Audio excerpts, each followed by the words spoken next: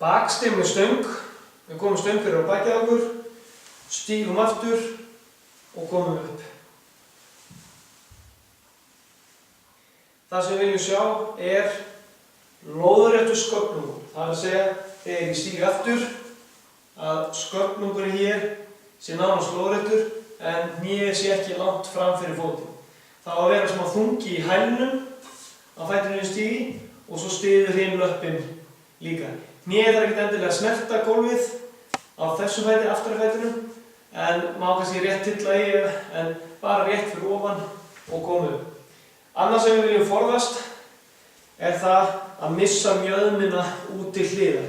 Þegar við stígum aftur að mjöðmin pompi út hér, heldur viljum við vera teinrétt og halda beinni línu í gegnum búkinn á meðan æfingunni stendur.